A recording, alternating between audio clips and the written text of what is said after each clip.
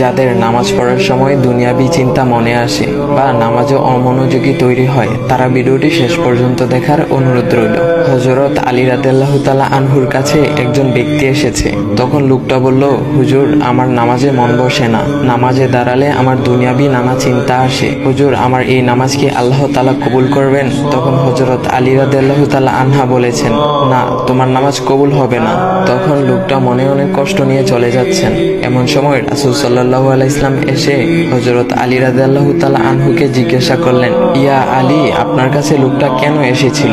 এসে দেখি মন খারাপ করে চলে গেল। কেন, কি হয়েছে আমাকে বলুন। তখন আলী রাদিয়াল্লাহু তাআলা আনহু বলেন, তিনি আমার কাছে জানতে এসেছেন যে নামাজে দুনিয়াবি চিন্তা আসলে নামাজ হবে কিনা।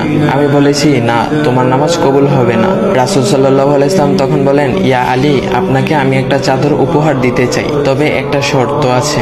আলী রাদিয়াল্লাহু তাআলা আনহু খুশি হয়ে বলেন, ইয়া রাসূলুল্লাহ, কি শর্ত তা বলুন, আমি আপনার সকল শর্ত মেনে নিব। বুঝতেই তো পারছেন রাসূল সাল্লাল্লাহু আলাইহি ওয়াসাল্লামের চাদর বলে কথা। তখন রাসূল সাল্লাল্লাহু আলাইহি ওয়াসাল্লাম বললেন, ইয়া আলী, আপনি যদি এই মুহূর্তে 2 রাকাত নামাজ একনিষ্ঠভাবে পড়তে পারেন দুনিয়াবি সকল চিন্তা দূর করে, তাহলে আমি আপনাকে সেই চাদরটি উপহার দেব। আলী রাদিয়াল্লাহু তাআলা আনহু বলেন, এটা তো সাধারণ ব্যাপার। আলী রাদিয়াল্লাহু তাআলা আনহু তখন নামাজে দাঁড়িয়ে গেলেন আর তিনি নামাজ পড়তে শুরু করলেন। এমন সময় তার মনের মধ্যে শুধু ভাবনা চিন্তা আসতে শুরু করলো, আচ্ছা, আমাকে যে রাসূল সাল্লাল্লাহু আলাইহি ওয়াসাল্লাম যে চাদরটা দিবেন সেটা কি ফাতিমার চাদর নাকি রাসূল সাল্লাল্লাহু আলাইহি ওয়াসাল্লামের? আচ্ছা, চাদরখানা দেখতে কেমন হবে?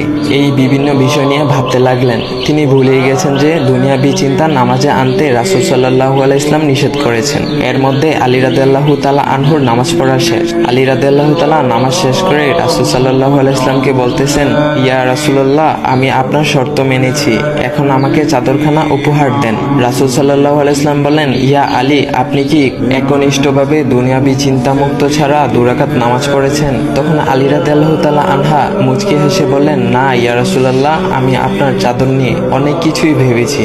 তখন রাসূল সাল্লাল্লাহু আলাইহি ওয়াসাল্লাম বলেন, ইয়া আলী, নামাজ তোমারও হয়েছে, আর তুমি যাকে নামাজ হবে না বলে ফতোয়া দিয়েছ তার নামাজও আল্লাহ তাআলা কবুল করে নিয়েছেন। শোনো আলী, দুনিয়াবি চিন্তা দ্বারা নামাজ বাতিল হয় না, নামাজ মহান আল্লাহ তাআলা কবুল করে নেন। সকল ফরজ নিয়ম কানুন মেনে নামাজ পড়লে নামাজ হবে ইনশাল্লাহ। তবে আমাদের সকলের উচিত নামাজ আদায় করার সময় একমাত্র আল্লাহকে স্মরণ করে নামাজ আদায় করা। নামাজে দাঁড়ালে দুনিয়াবি চিন্তা মাথায় আসে, এটা শয়তানের একটা ফাঁদ। আল্লাহ তাআলা আমাদের সকলকে শয়তানের কুমন্ত্রণা থেকে হেফাজত রাখুক এবং সঠিকভাবে মনোযোগের সাথে নামাজ আদায় করার মতো তৌফিক দান করুক। সবাই বলি আমিন। চাইলে ভিডিওটা আপনি অন্যদের কাছে শেয়ার করতে পারেন, এতে অন্যদের ভুল ভ্রান্তিগুলো দূর হবে।